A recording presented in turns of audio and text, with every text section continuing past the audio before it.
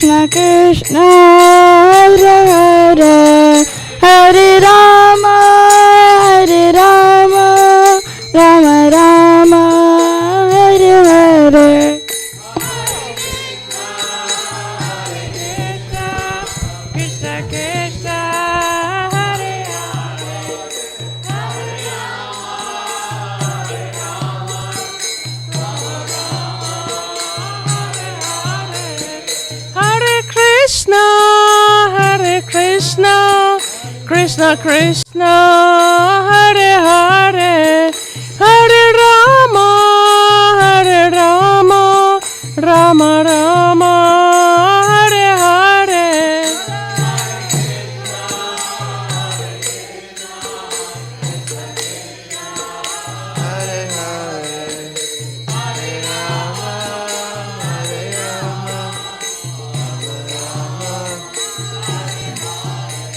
Hare Krishna, Hare Krishna, Krishna Krishna, Hare Hare, Hare Rama, Rama Rama, Hare Hare. Hare Krishna, Krishna Krishna, Hare Hare, Hare Rama, Rama Rama, Hare Hare.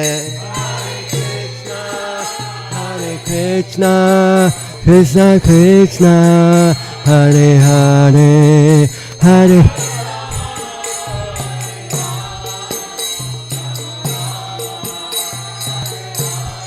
Nita Gaura Hariba, Hariba, Hariba, Nita Gaura Hariba,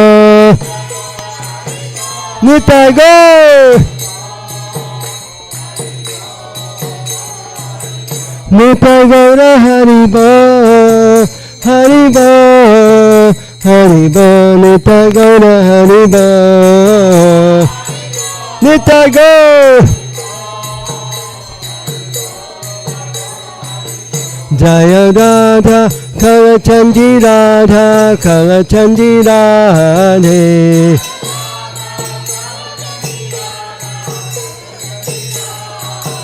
Jaya Prabhupada, Prabhupada, Jaya Prabhupada, Srila Prabhupada.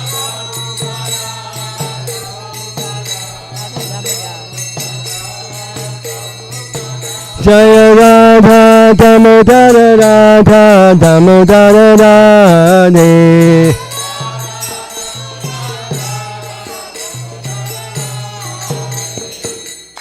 Go Premanandi, Hari Hari Bo.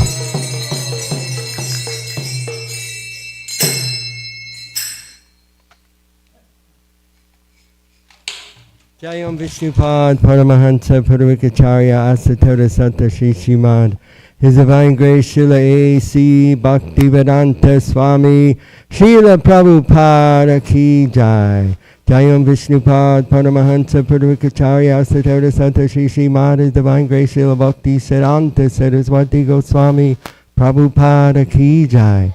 Ananta Koti Vaishnava Vrinda Ki Jai. Namacharya Srila Haridas Thakur Ki Jai. Prem Se Kaho Sri Krishna Chaitanya Prabhu Nityananda Sri Advaita Gadadhar Sri Vasari Gaur Bhakta Vrinda Ki Jai.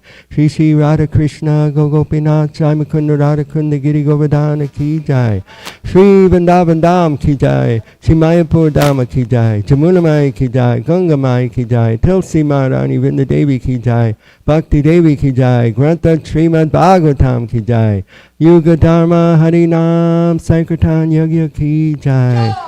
Brihabhadanga Transcendental Book Distribution Ki Jai. Transcendental Krishna Prasadam Distribution Ki Jai. Go Premanandi! Samaveta Bhakta Vrinda Ki Jai. All glories to the assembled devotees. All glories to the assembled devotees. All glories to the assembled devotees. All glories to Sri Sri Guru and Gauranga.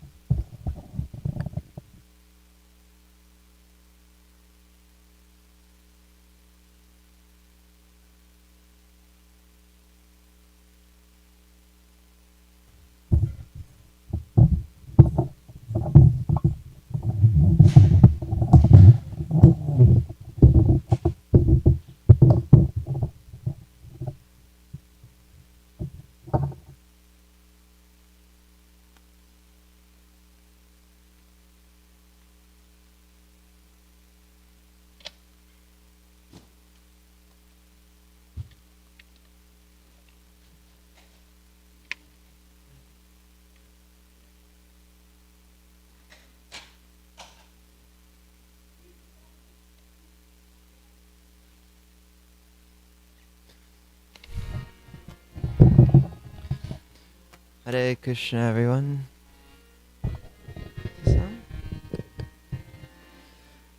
Jaya Radha Madhava Kunja Bihari.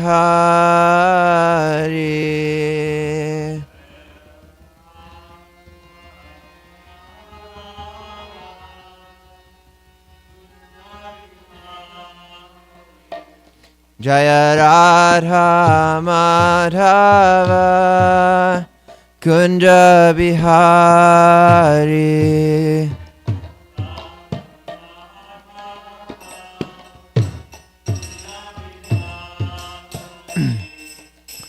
Gopi Jana Vallabha Girivaradhari.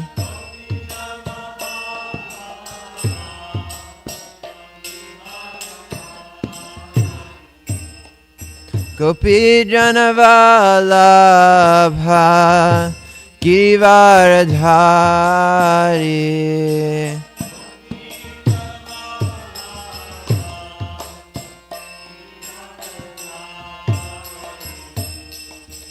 Yashodanandana Braja Janaranjana.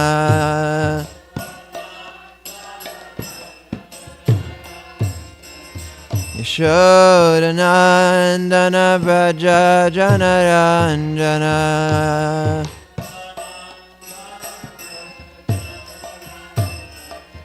Yamunatira Vanachari.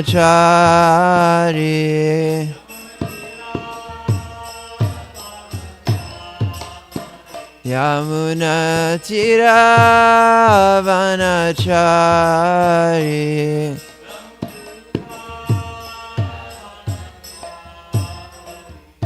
Jaya Radha Madhava Kunja Bihari.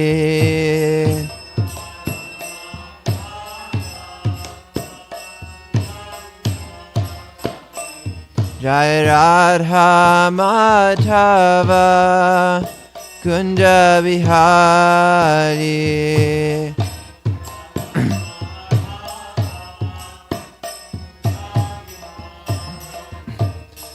Gopi Jana Vallabha Girivaradhari.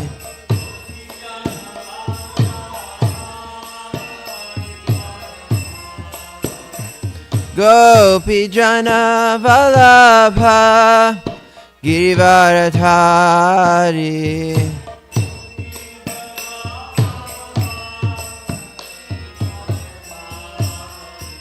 Yashodanandana Braja Janaranjana. Yashodanandana Braja Janaranjana.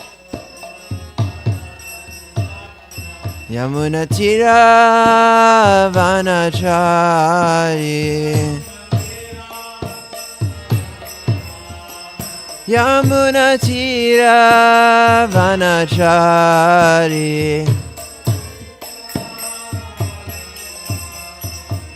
Jaya Radha Madhava Kunja Bihari.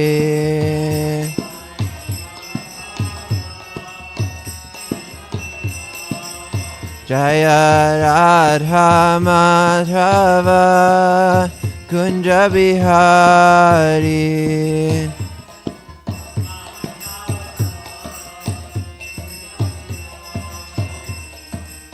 Hare Krishna, Hare Krishna, Krishna Krishna, Hare Hare, Hare Rama, Hare Rama, Rama Rama, Hare Hare.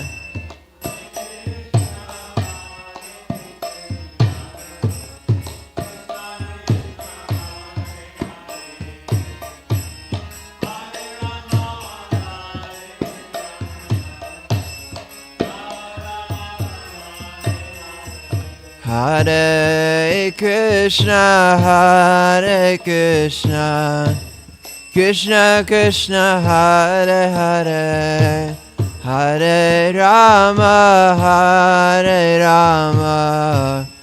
Rama Rama Hare Hare.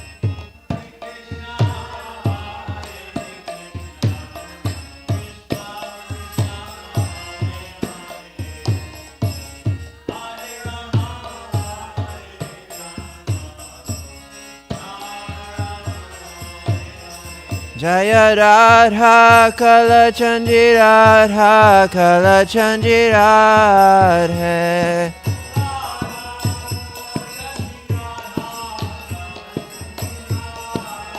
Jaya Prabhupada Prabhupada Prabhupada Jaya Prabhupada Prabhupada Prabhupada Prabhupada.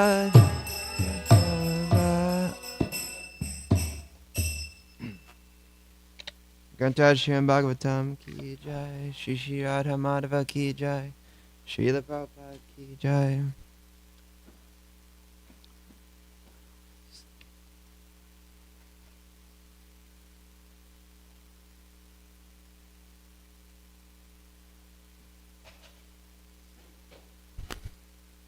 So repeat after me. Om Namo Bhagavate Vasudevaya. Om Namo Bhagavate Vasudevaya.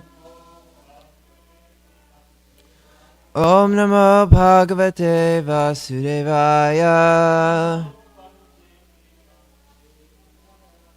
Should we still do the invocation verses? Okay. Whoever knows it can say it along with me. Narayanam namaskritya naram chaiva narottamam devim sarasatim vyasam tato jayamudirayat. Before reciting the Srimad Bhagavatam, which is the very means of conquest, one should offer respectful obeisances unto the personality of Godhead, Narayan, unto Narayan Rishi, the supermost human being, and unto Mother Saraswati, the goddess of learning.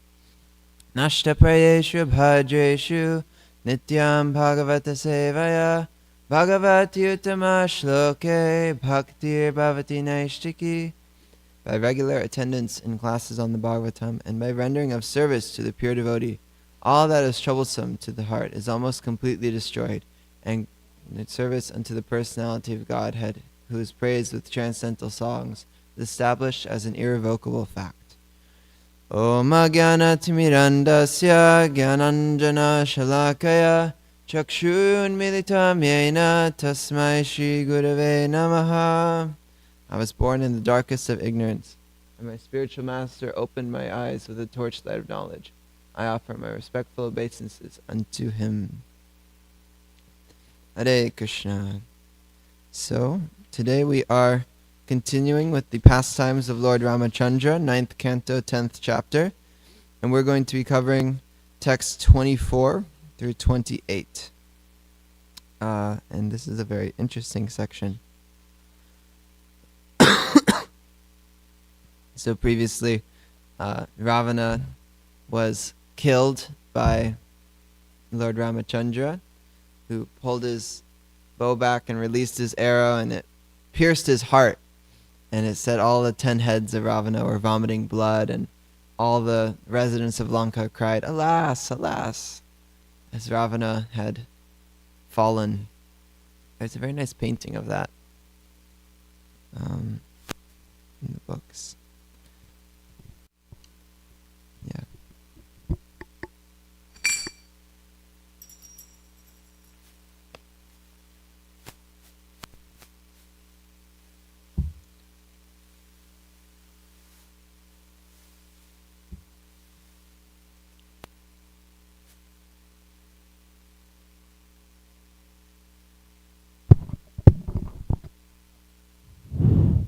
Thereafter, all the women whose husbands had fallen in the battle, headed by Mandodari, the wife of Ravana, came out of Lanka. Continuously crying, they approached the dead bodies of Ravana and other Rakshasas.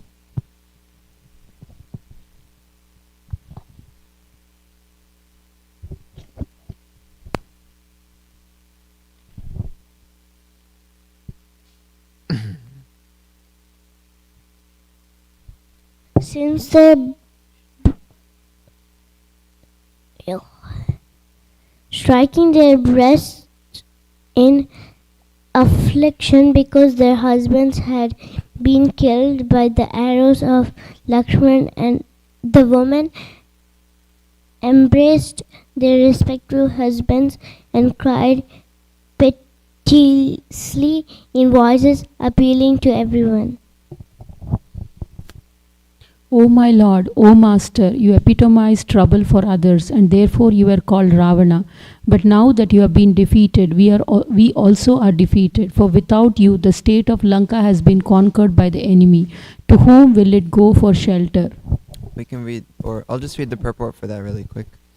Ravana's wife, Mandodari, and other wives knew very well how cruel a person Ravana was. The very word Ravana means one who causes crying for others. Ravana continuously caused trouble for others, but when his sinful activities culminated in giving trouble to Sita Devi, he was killed by Lord Ramachandra. And we can recite the Sanskrit for text 27. Do we have it up? Okay. Navai Veda Mahabhaga Pavan Kama Vashamgata Tejo Nu Bhavam Sitaya Yena Nito Dasham Imam. Would like to chant? Navai Veda Mahabhaga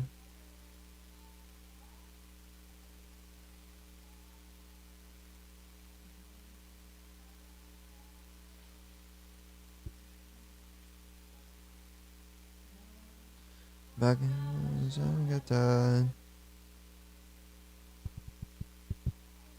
Tejanu Bhavam Sitaya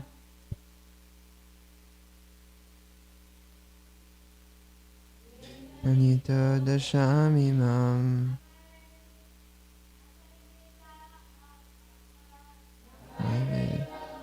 Aga Bhavan Kama Vasham Gata Tejanu Bhavam Sitaya Yena Nito Dashamimam Navai Veda Mahabhaga Bhavan Kama Vasham Gata Tejanu Bhavam Sitaya Yena Nito Dashamimam Navai Veda Mahabhaga Bhavan Kama Vasamgata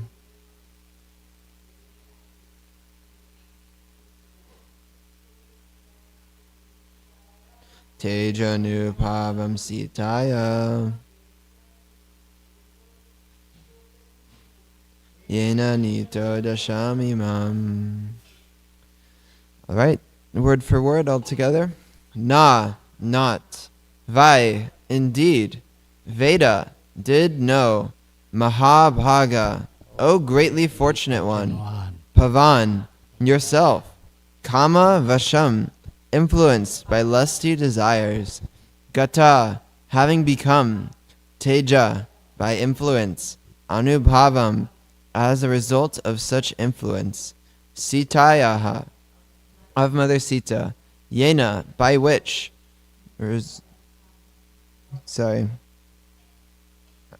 Nita, brought into. Dasham, condition. Imam, like this. Destruction. Translation and purport.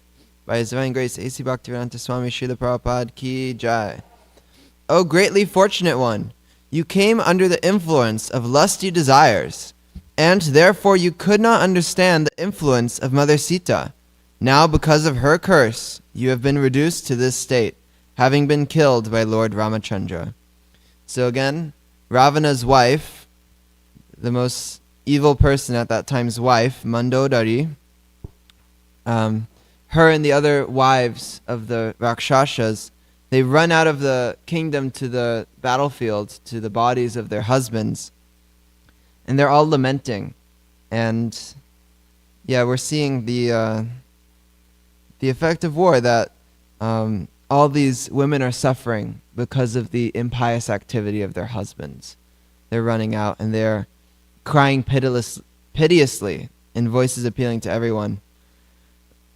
And so Mandodari is now speaking to Ravana, saying, because you came under the influence of lusty desires, you could not understand the influence of Mother Sita. Now because of her curse, you have been reduced to this state, having been killed by Lord Ramachandra. Could someone please read the first paragraph of the purport?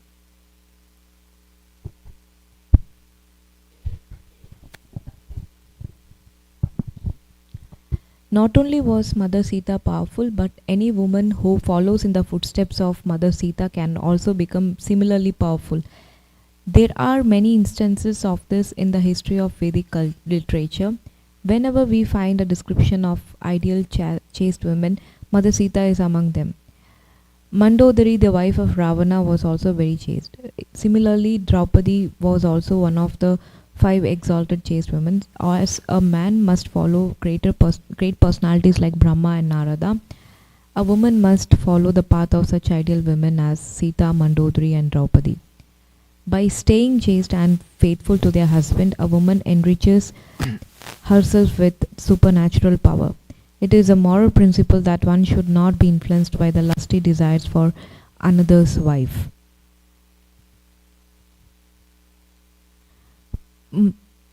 Matravat paradareshu.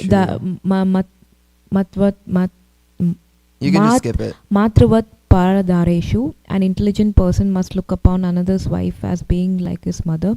This is a moral injection from Chanakya Shloka. Matravat paradareshu paradravyeshu lostarvat atmavat sarvabhuteshu ya pashyati sapandita.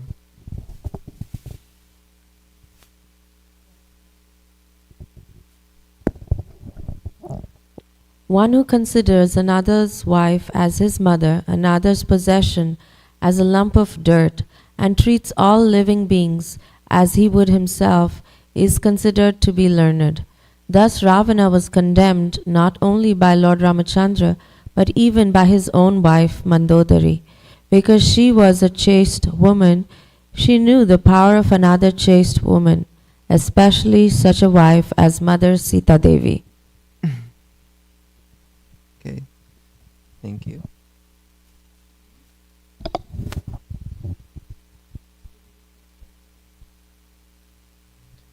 Sure, let's read text 28.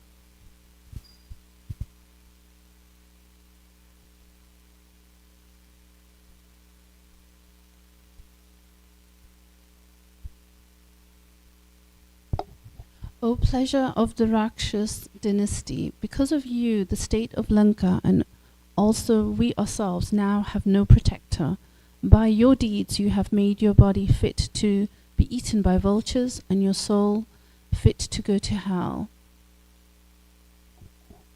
Purport. One who follows the path of Ravana is condemned in 2 ways. His body is fit to be eaten by dogs and vultures, and the soul goes to hell. As stated by the Lord himself in Bhagavad Gita 16:19, Tanaham dvishata kruran samsareshu naradaman shipyapya jasrim ashubhan asuriv eva yonishu. Those who are envious and mischievous, who are the lowest among men, are cast by me into the ocean of material existence, into various demoniac species of life. Thus the destination of godless atheists such as Ravana, Hiranyakashipu, Kamsa, and Dantavakra is a hellish condition of life. Mandodari, the wife of Ravana, could understand all this because she was a chaste woman. Although lamenting for the death of her husband, she knew what would happen to his body and soul. For although one cannot see directly with one's material eyes, one can see with the eyes of knowledge. Pashyanti Jnana Chakshusha. In Vedic history, there are many instances of how one becomes godless and is condemned by the laws of nature. Jai.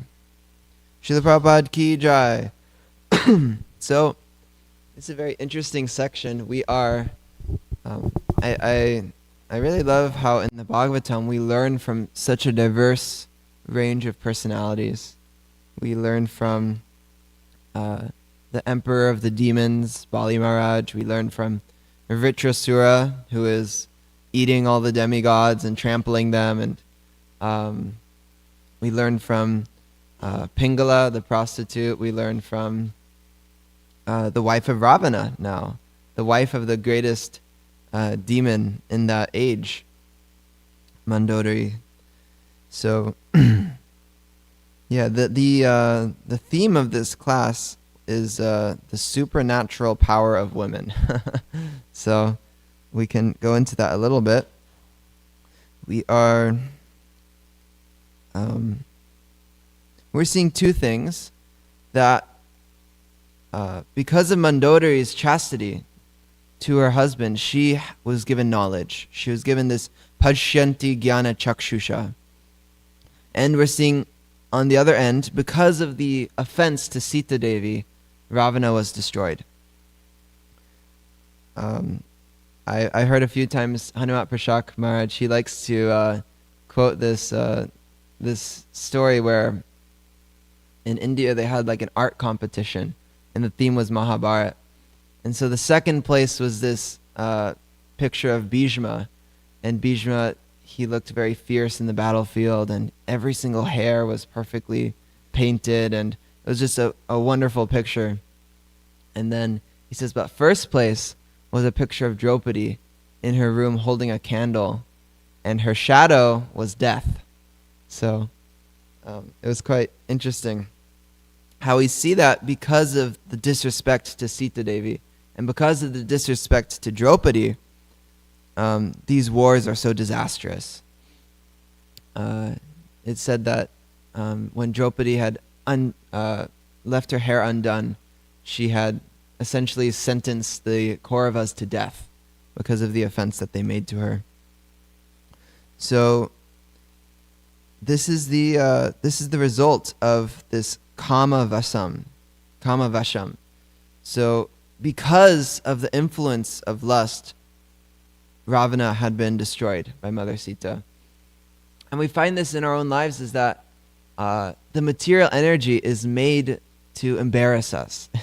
It's so embarrassing whenever we fall under these lower modes. It's so shameful. It's so degrading. It's not a pretty picture. Specifically lust, it's meant to embarrass the living entity, like how we're seeing here. His uncontrolled lust had destroyed his entire dynasty. Another interesting point here is that we're seeing that Mandodari is the ideal example for all women to follow because of her chastity. And so we might wonder, if she's married to such a horrible person as Ravana, how could she be our example of chastity? How could she be someone that all women should follow? Does anyone have any thoughts on that topic of Mandodari? It's saying in the purport, Srila Prabhupada says, a woman must follow the path of such ideal women as Sita, Mandodari, and Draupadi. So, how do you interpret that, to follow the path of the wife of Ravana?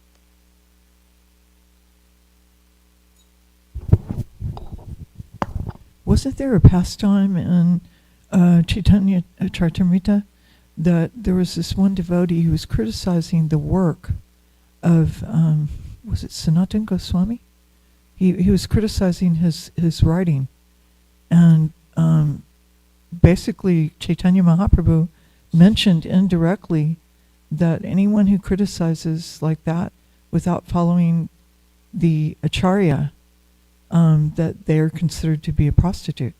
He didn't call him one directly, but he referred to him. So it's even there in the dealings of Sri Chaitanya Mahaprabhu and his stalwart devotees, that they were advised to be chaste in their mind. So Mandodari, because she was always very chaste, she never thought of any other men but Ravana. And she was his lawful wife. That was the wife he married. And she never had any other connection. And she had so much austerity because Ravana was constantly bringing home the wives of other men. And it was huge austerity for her. So that austerity built and built and built and built. And, finally she knew that her husband was condemned. So that's the thought I have. Thank you so much. Yeah, so we're seeing that by adherence to a vrata, by adherence to a yagya, one becomes very powerful. We also saw similarly with Gandhari in the Mahabharata that because her husband was blind, she had chosen to wear a blindfold. And that made her so powerful that when she removed her blindfold, whoever she looked upon could become practically invincible. So, yes, this vivaha yagya, this marriage yagya, it has a very powerful result if one can be very faithful and very chaste in this regard. We see that while Mandodari was blessed with knowledge of the soul, knowledge of the difference between matter and spirit, because of her following this strict chastity, this strict adherence to their marriage, she was glorified. While Ravana, who did the opposite, Ravana had, he was like the embodiment of illicit sex practically. He was constantly kidnapping other princesses and queens from different kingdoms. This had degraded him so much that his body is fit to be eaten by vultures and his soul is made to go to hell. So this is the power of staying true to the vows that one makes, staying true to the principles that one makes. And this is also very appropriate for our spiritual life. That when we stay true to our vows, when we stay true to our principles, it makes us very powerful. It makes us able to do things that are seemingly inconceivable because we're empowered by Krishna.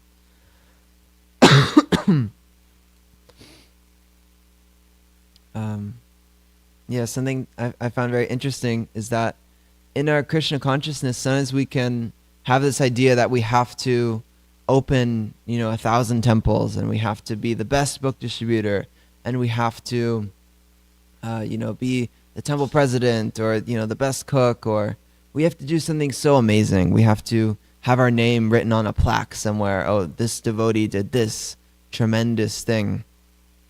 But we learn that just to stay true to the vows that we take at initiation is no small feat. That is a very glorious deed that a devotee can do. It's the most glorious.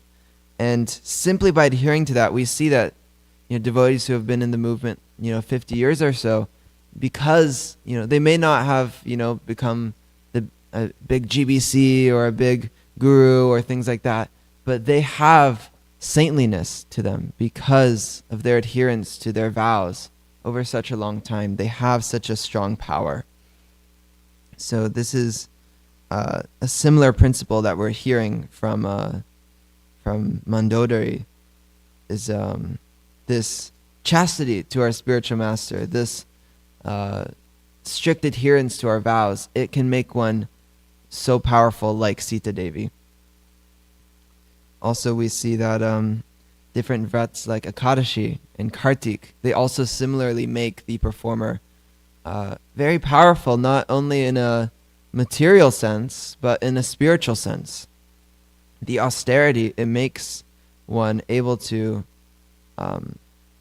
be very powerful in controlling their mind and senses, but it makes them, it brings their consciousness to a very spiritual level.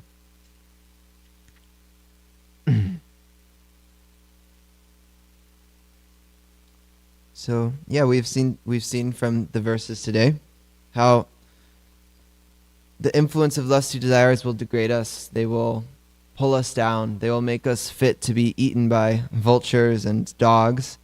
And chastity and faithfulness and strict adherence to regulative principles and moral principles will elevate us. So Srila Prabhupada is giving a principle from Chanakya Pandit that one should look upon another's wife as being his mother. This is the moral injunction from Chanakya Shloka. So, yeah, one who considers another's wife as his mother and another's possessions as a lump of dirt and treats all living entities as he would himself is considered to be learned. So, yeah, some people, they think, oh, this means that, if there's like a 15-year-old, new Western girl who walks in the temple, we have to be like, oh, mother, mother Sarah. it can sometimes, weird them out, perhaps. So this can be an internal meditation, if we like, for those that we don't necessarily have to call every woman as mother if it is something that makes them uncomfortable or something that they don't prefer. I've heard before that a gentleman calls a woman what she likes to be called. If she likes to be called Prabhu, then we can call her Prabhu, and if she likes to be called mother, then we can call her mother. But this is a state of consciousness, that we see another's wife as our mother. We see another's possessions as dirt. We're not hankering for the things of other people. And that will make us learn it. That will make us strong in our endeavors. And it also goes for the woman, that they see another woman's husband as not an object of their desire, not an object of their sense gratification. They have that reverence. So this is what I had gotten from these texts. Any comments or further discussion? Mother Tulsi Saki and then Sneha.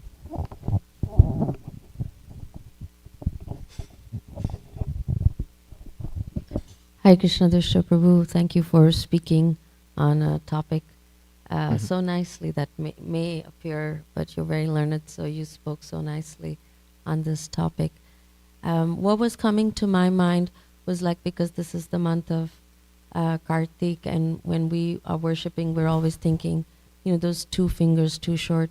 One is our effort, and the other is Krishna sanctioning or, willing. So when we take the example of Mandodari, she had made her vows that she was able to maintain despite her knowledge that Ravana was such a demon. So are we to assume that internally she was meditating on Vishnu to help her keep her vows? Where was she getting her strength? Or how was she getting empowered to maintain her vows? Yeah, thank you for that question. I'm not sure about the history of Mandodari, or if she was a devotee or not. We do see that even persons who aren't devotees, like Gandhari and others, they are able to have high levels of mystic power and high levels of austerity and tolerance because of the age that they're in. Different ages, they were more austere back then. But I'm not exactly sure. Does anyone have any knowledge on if Mandodari was empowered by Krishna in that way? Okay. Thank you, Sneha. Jai. Yeah, and I found it very interesting. Huh?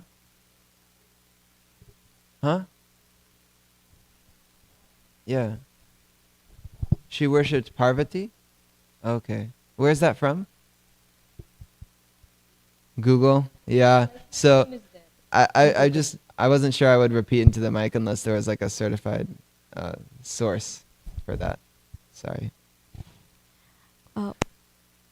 Yeah, one small point on that. I found it very interesting that just because Ravana was doing the wrong thing doesn't mean that Mandodari couldn't do the right thing.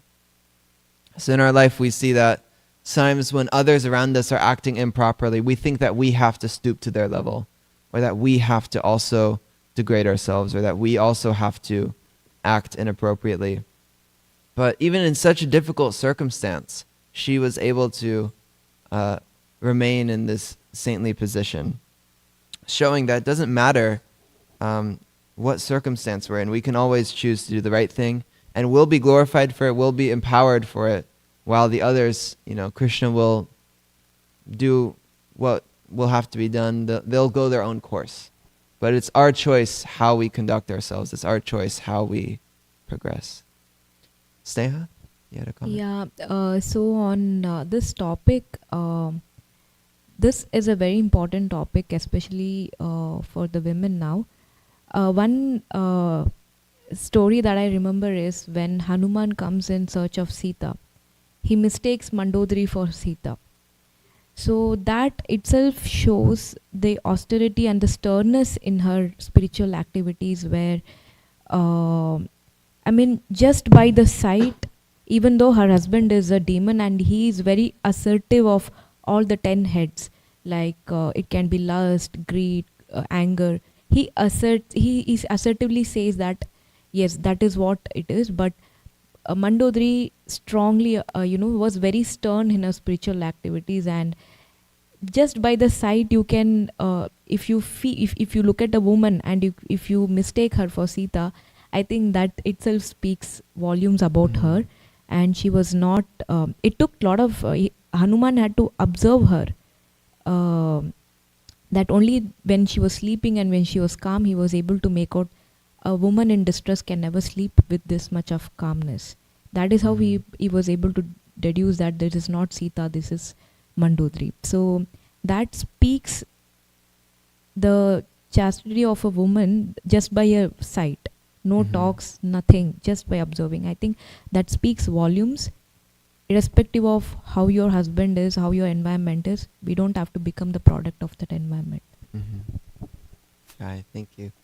Yeah, and it's additionally very interesting that we might externally look at a devotee's situation and we might say, oh, they're in such a, demonic situation. They're in such a, bad position. And we might make assumptions in that way. But something Bhagavatam is always showing us is that these saints, they are in very peculiar situations sometimes, like Bali Maharaj, like Vritrasura, and like Mandodari, where they are very much in the inner circle of demonic society, but still at heart they are adhering to these higher principles. They're adhering to righteousness in this way. Yeah, and thank you for bringing up that topic, Sneha. It may not be so relevant in this room right now, but in the Western society, this is a big topic and a very sensitive topic, because there's just so much trouble in the lives of the men and women. The divorce rate is so high, practically everyone is cheating on everyone else. It's quite a disaster in the modern day American materialistic society, where this value of chastity is practically gone.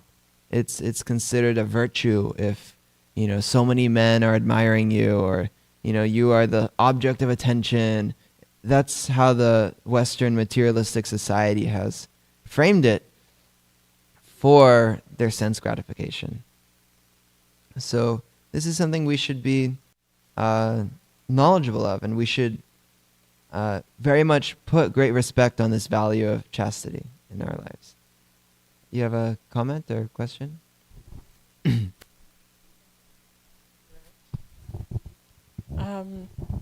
I have two questions, but before I say my questions, I want to think of my mom, because this very much reminds me of my mom.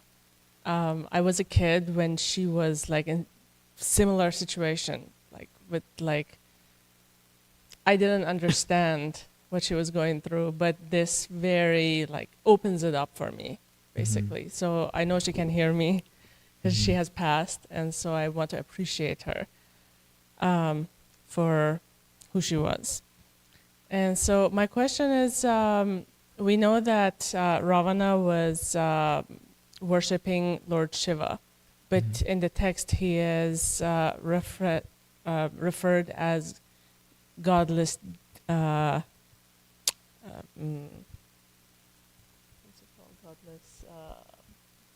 Yeah. What? He is referred to as a godless.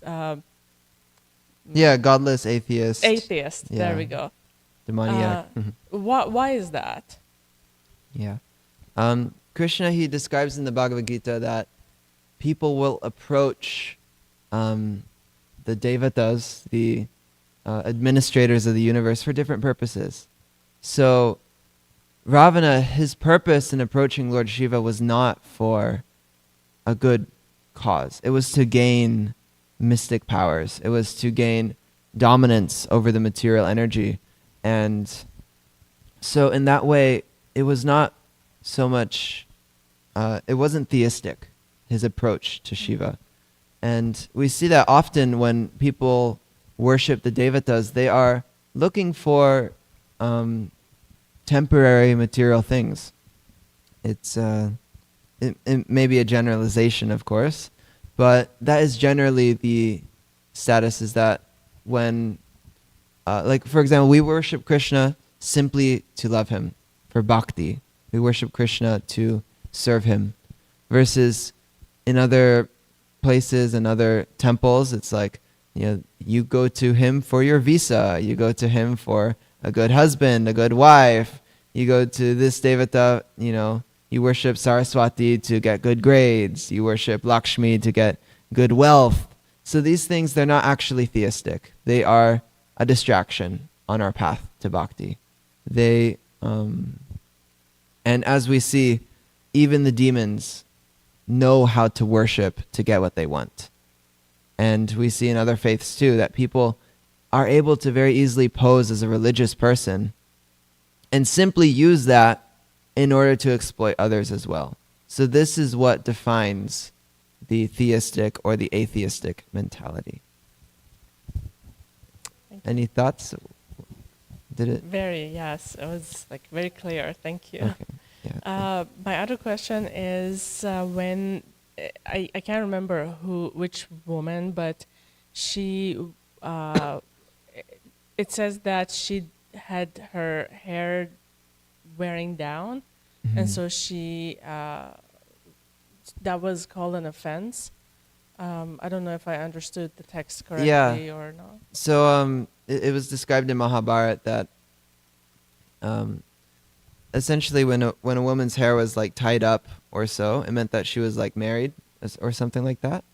And so when Draupadi was offended by the Kauravas, when they had dragged her into the assembly and tried to disgrace her, but she was protected by Krishna, her husbands did not help her. They had been lost in the gambling match. They were considered slaves, and so they were unable to help their wife.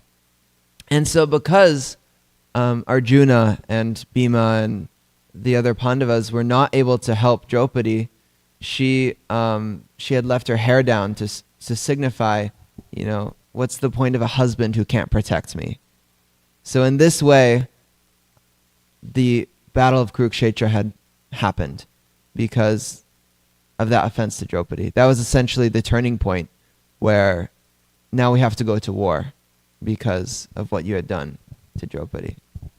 Okay, thank you. But it has nothing to do with like how a woman should be wearing her hair for the temple or what. Yeah, it was more symbolic that by her doing that, she was showing to her husbands, you failed to protect me, and thus, until you take action upon my aggressors, this is where I stand.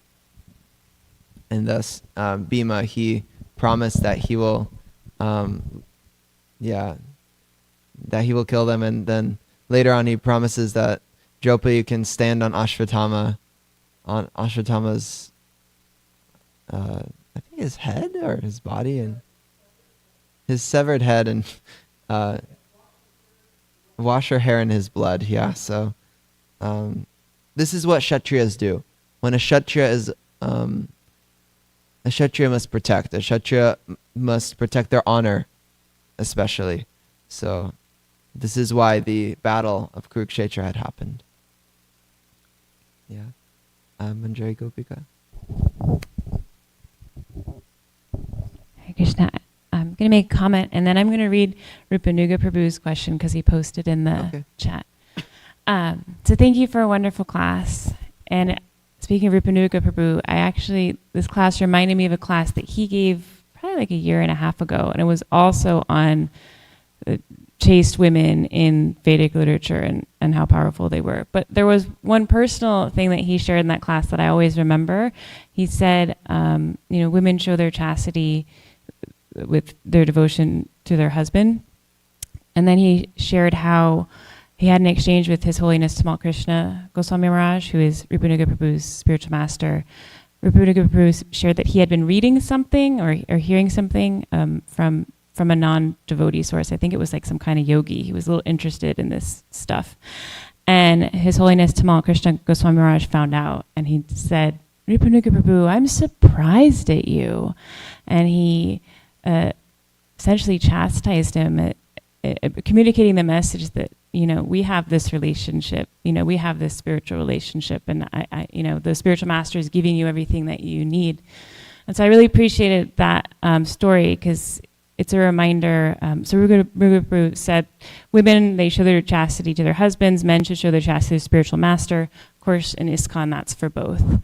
But I thought that was a really nice point to not go looking outside. And I even hear that from my spiritual master too, in terms of Srila Prabhupada's books. Sometimes devotees think they get allured by these other texts, that, especially if they haven't been translated into English, or of these topics that Prabhupada doesn't talk about much, and they want to go into that. But Srila Prabhupada has given us everything that we need. His books are transcendental.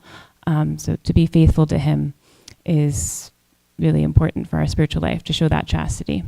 Okay, and now transitioning into, thank you for letting me share my thoughts. Rupanuga Prabhu wrote, this is his question for you. Since Ravana is an incarnation of Jai or Vijay, how is it that he brings so much suffering to other apparently innocent persons, even Sita Devi? Jai, thank you, Rupanuga Prabhu, for the nice question. We do understand that Sita, I was hearing a lecture from Srila Prabhupada, I think just the other day, where he was saying that Ravana had not actually taken Sita, he took a Maya Sita. Sita is non-different from Srimati Radharani. Sita is the internal energy, and an expansion of Sita is the external energy. So what Ravana had taken was actually not Sita. You can't, a materialist is unable to take the pleasure potency away from Krishna, but they may try. And that's what this material world is that we have acted like Ravana and tried to take the pleasure potency of Krishna for our own enjoyment, and it's not actually possible. So thus we are left trying to enjoy the material energy. Instead of Sita, we are enjoying the three-pronged trident of Durga. She's poking us with birth, death, old age, and disease, with the tree, with the three kleshas, the trident of the three types of sufferings. Yeah, Adhyatmic, Adhibautic, and Adhidaivik. Essentially, the suffering of the demigods that they inflict through weather and different things like that. The suffering of others upon us, like, other humans, sometimes bugs, sometimes animals, and then the sufferings from our own selves, Adhyatmic. So that's on the point of Sita Devi. And yeah, we do see that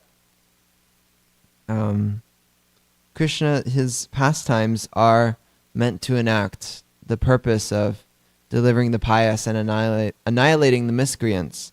And so these miscreants, they have been arranged to be killed by the Supreme Lord. It's not that they are some collateral damage or they are some innocent bystander that Krishna accidentally killed.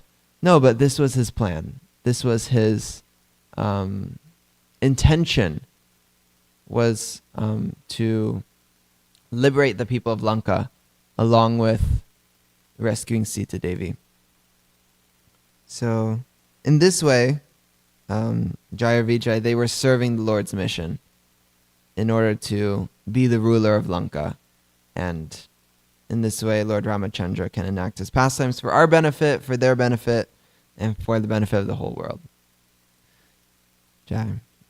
It's 8:30. Are there any final comments? Jaishnav. Woo!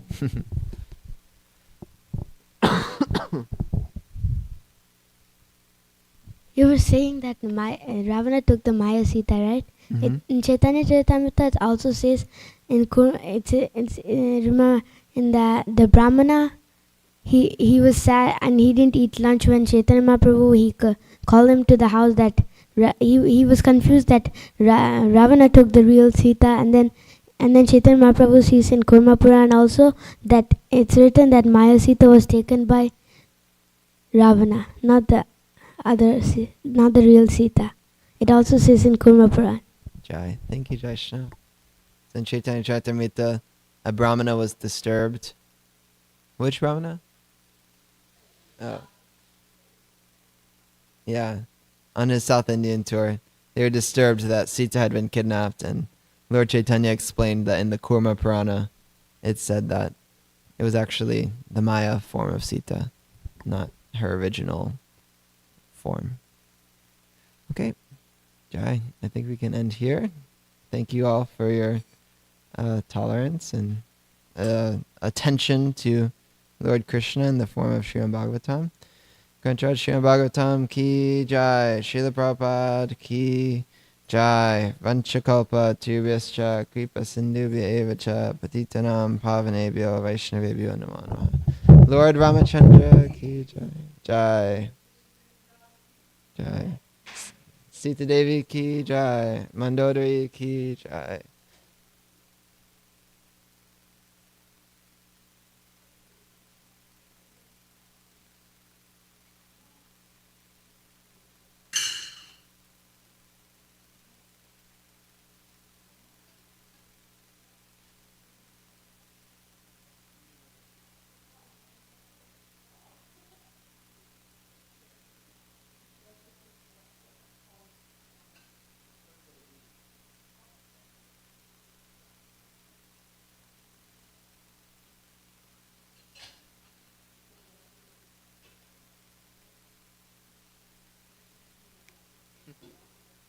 Yeah, that's enough time.